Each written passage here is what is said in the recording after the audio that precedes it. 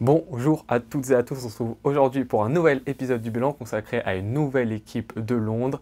On parle d'une équipe qui est peut-être la moins jolie à regarder cette année dans tous les championnats. Je parle des Spurs de Tottenham.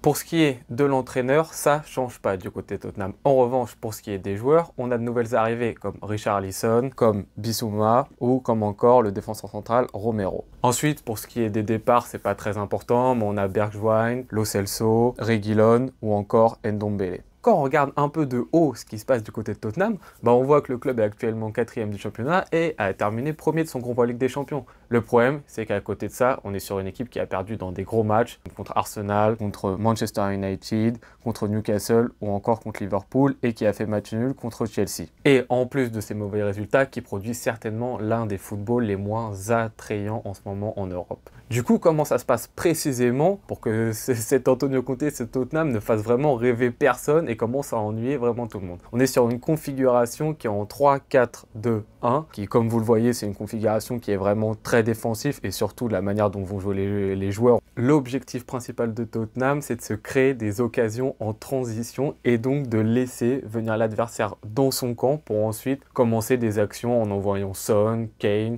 ou encore Kulusevski voilà, en attaque. Et ils vont se débrouiller avec leur talent, ça va le faire, on va gagner d'un but d'écart, tranquille.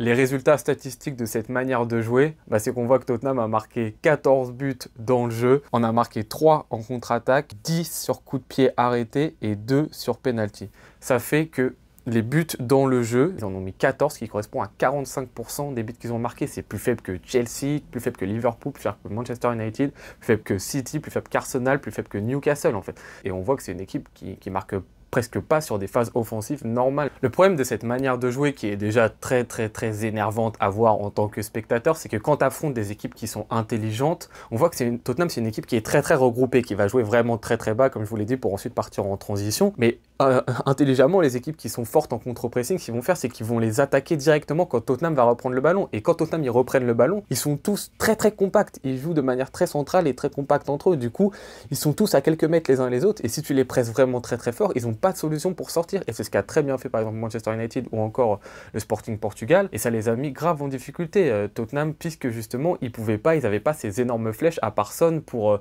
contrer ou encore cette capacité technique qui te permet dans des tout petits espaces de sortir le ballon. L'autre problème de cette manière de jouer, c'est lorsque Tottenham attaque et face par exemple à une défense qui elle va être également resserrée.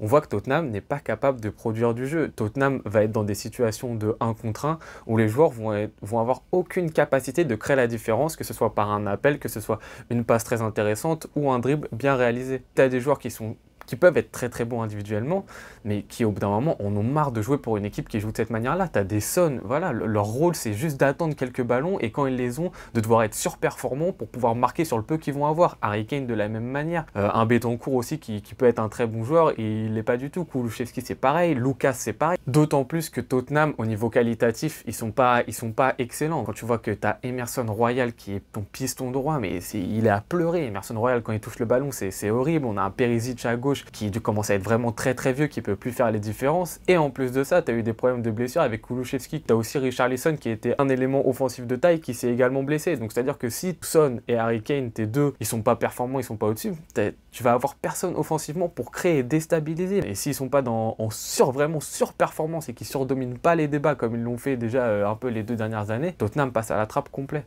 On passe directement au pronostic, c'est que malheureusement Tottenham va pas avoir le temps de se qualifier en Ligue des Champions parce que tu as des équipes, je pense, comme Liverpool qui va se remettre d'appoint et qui va passer devant eux, et Manchester United qui va être prêt plus rapidement et qui a un banc un peu plus fourni qu'eux. Désolé Tottenham, mais je pense que la Ligue des Champions, ça va être compliqué cette année d'accrocher ça. Pour ce qui est de la Ligue des Champions, ils vont jouer contre l'AC Milan. L'AC Milan qui a eu de grosses difficultés contre Chelsea, un autre club de Londres. Je pense que Tottenham, là, cette fois-ci, va se qualifier. Je sais pas ce que ça va donner après. Je pense qu'ils vont se qualifier vraiment d'une très courte tête sur des matchs où ils vont défendre à fond, ils vont peut-être mettre un but par-ci par-là. Après, je pense pas que ça ira très loin non plus, mais contre l'AC Milan, je pense que ça va se qualifier.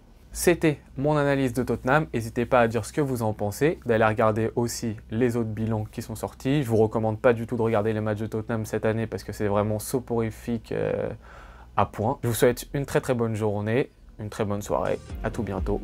Ciao.